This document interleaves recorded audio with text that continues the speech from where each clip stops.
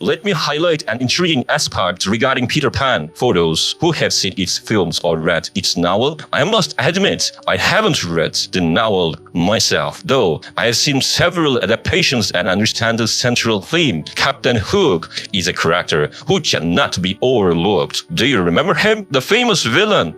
To me, Captain Hook is perhaps the most tragic figure, the one who suffers the greatest torment. Why, you might ask? Hook is Peter Pan's mirror image, while Peter remains a perpetual child in Neverland, a place where time stands still. Hook is haunted by the inevitable passage of time. The only thing Hook fears is the crocodile that bit off his hand. But what makes the fearless, ambitious pirate who defies all odds tremble at the thought of a crocodile? Let me tell you, Hook is alerted to the crocodile's approach by a sound, the ticking of the clock it swallowed.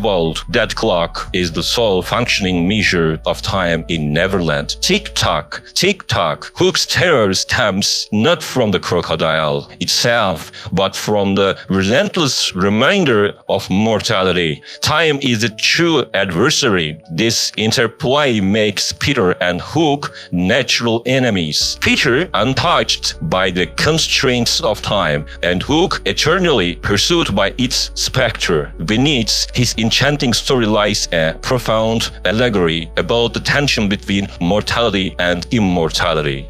Viewed through this lens, Captain Hook's tragedy is unparalleled. He lives with the constant reminder that death is approaching. Heralded by those relentless ticks and talks, I wonder if you have ever thought of this story this way. Let us then shift our focus to civilization, specifically that of ancient Greece, often regarded as the cradle of the modern world.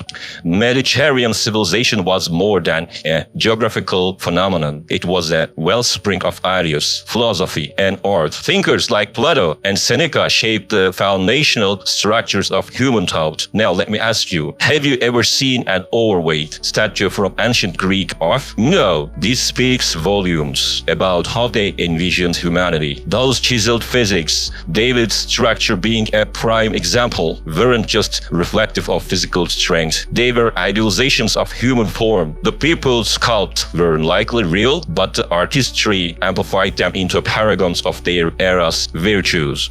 Women too, like Aphrodite, were depicted as embodiments of extraordinary beauty. But jump forward to the Middle Ages or the French courts of Louis XIV, and the paradigm shifts. Men, often portrayed as plumper, exuded a different kind of ideal. Why? Because physical abundance symbolized a well-fed man was seen as capable of providing, a trait that naturally attracted admiration in times of scarcity. By contrast, in our Instagram-driven age, ideas have shifted again, driven by globalized perceptions of beauty. Fitness, defined musculature, and perfect symmetry dominate. We see this with influencers and celebrities, a young generation shaped by the constant portrayal of perfect men and women. Youth aspire to the sculpted features of Justin Bieber or the allure of someone like Selena Gomez. Capitalism feeds these ideas, promoting them relentlessly. It's worth asking,